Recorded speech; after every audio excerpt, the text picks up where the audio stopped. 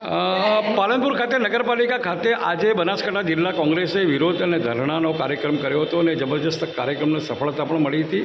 પણ જ્યારે એક સોશિયલ મીડિયામાં છેલ્લા 2 દિવસથી ચાલે છે કે કોંગ્રેસનો વિરોધ કરવા માટે એક નવી પાર્ટી અત્યારે આવી છે, તે આપની સામે આવવાની હતી અને 12 વાગે એ લોકો આવેદનપત્ર કે જે પણ તમારી સામે આપવાના હતા અને તમારો વિરોધ કરવાના હતા. શું કહેશો બેન આ બાબતે?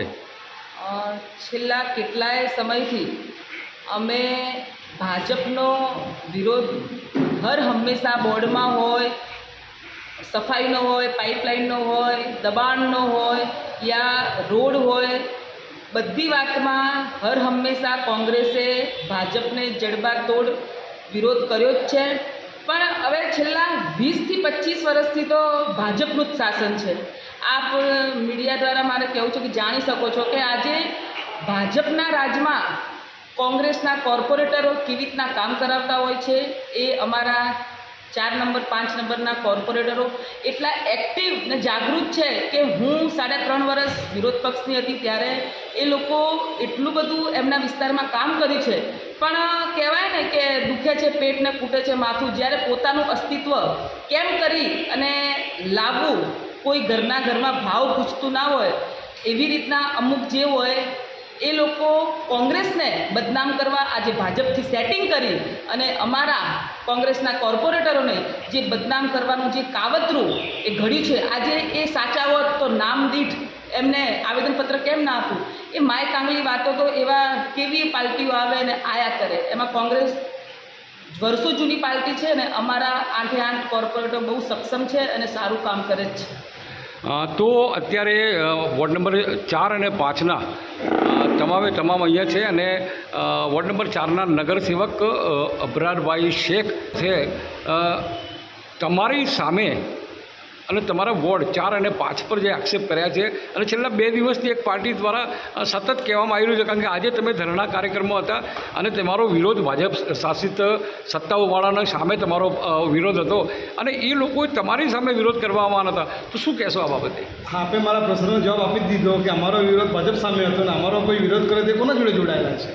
એટલે શું કહેવા શું માગે છે કે એ લોકો કેમ કોઈ સેટિંગમાં છે કે કઈ રીતનું છે, તો કે એ લોકો કેમ તમારો વિરોધ કરે? તો આપણે એમને જ પૂછવું પડશે, ઇન્ટરવ્યૂ લેવા પડશે એમના જ, કે આજે જ્યારે પાલનપુર નગરપાલિકાની અંદર ભારતીય રાષ્ટ્રીય કોંગ્રેસ દ્વારા નગરપાલિકામાં ધરણા અને પ્રદર્શનનો કાર્યક્રમ રાખેલો હતો.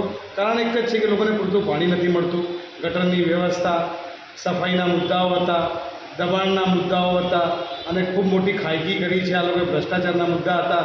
એની સામે આજે ભારતીય રાષ્ટ્રીય કોંગ્રેસ દ્વારા નગરપાલિકામાં ધરણા અને પ્રદર્શનનો કાર્યક્રમ હતો. અને મને હમણાં જાણવા મળ્યું છે કે છેલ્લા 2 દિવસથી એક રાજકીય પાર્ટીના મેં સોશિયલ મીડિયામાં એક પત્ર ભરતો હતો અને સોશિયલ મીડિયામાં મેસેજ ભરતો હતો કે કોંગ્રેસના સભ્યો સામે વિરોધ કરશું.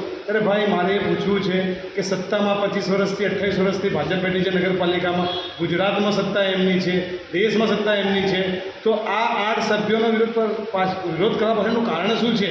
આ નગરપાલિકામાં કંઈક એવું સેટિંગ તો નથી ને કે કોંગ્રેસને જ્યારે ધરણા પ્રદર્શન કરે ત્યારે તમે આવી પાછળથી તમે કોંગ્રેસના સભ્યોનું પ્રદર્શન કરજો, એમને બદનામ કરવાનું કાવતરું કરજો. અરે ભાઈ, તમારે જો વિસ્તારમાં તકલીફ પડી છે તો તમે અમારા જોડે જોડાઈને આવો ભાઈ. અમે તો આ ભાજપનો વિરોધ કરી જ રહ્યા છીએ 4.5 વર્ષથી. આ લોકો બોર્ડ ચલાવતા નથી. આજે પાણીના પ્રશ્નો છે, 5-5, 10-10 દિવસથી લોકોને પીવાનું પાણી નથી મળી રહ્યું, આ લોકોના ગેરવહીવટના કારણે. હું એમ કહું છું કે અત્યારે તમે વિરોધમાં બેઠા હતા ભારતીય જનતા પાર્ટીની સામે અને એ લોકો તમારી વિરોધમાં આવે એટલે શું બી ટીમ છે? હવે લોકો સમય આવશે ત્યારે એમને જવાબ આપશે. હવે એ રાજકીય પાર્ટી છે, મારે એટલા નીચા સ્તરની પોલિટિક્સ કરવી નથી. અને હું એમ કહું છું કે નગરપાલિકાનો વિરોધ અત્યારે કરવો હોય તો ભારતીય જનતા પાર્ટી શાસનમાં છે, એમનો વિરોધ કરવો હોય તેમને અમારી જોડે સવારે જોડી જવું હતું. જો ખરેખર પ્રજાના પ્રશ્નો ઉઠાડવા માટે અમે કાર્યક્રમ રાખ્યો હતો અને પ્રજાના જ પ્રશ્નો લઈને કદાચ એ આવ્યા હોય, અને અમે તો કહીએ જ છીએ કે અમારા વિસ્તારમાં ગટરોને, ભૂગર્ભને, પાણીની બધી તકલીફો છે, સફાઈની તકલીફ છે, અને અમે એના માટે રજૂઆત બી કરી છે, બોર્ડમાં લડ્યા પણ છીએ. અને આજે વધુ પડતા આ લોકો નહોતા સાંભળતા અને કૌભાંડો કરે ત્યારે અમારે ધરણા પ્રદર્શન કરવાની જરૂર પડી આજે. અને અમે ધરપકડ ઓળીમાં પોલીસ સ્ટેશનમાં હતા ત્યારે અમને ખબર પડી કે અમારો વિરોધ નગરપાલિકામાં થઈ રહ્યો છે. તો આ કોને સપોર્ટ કરી રહ્યો છે આ પ્રજા બહુ જાણે છે અને આપ બી બહુ સિનિયર પત્રકાર છો, આપને બધી ખબર પડે જ છે સાહેબ. તો અત્યારે આપ જોઈ રહ્યા છો કે જે 4 અને 5ના નગરસેવકો અને વિપક્ષના નેતા અંકિતાબેન પણ છે, તેમણે જણાવ્યું હતું કે અત્યારે જે લોકોના પ્રશ્નો લઈને કોંગ્રેસ આજે ધરણા ઉપર બેઠી હતી.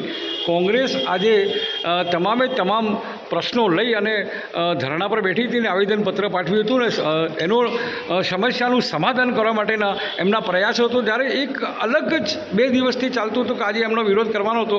એટલે આનો એક ક્લેરિફિકેશન થઈ ગયું છે કે અત્યારે શું પરિસ્થિતિ નિર્માણ થઈ રહી છે, લોકો પણ હવે સારી રીતે જાણે છે. Voice of India news, Sitab Kadri, Palanpur.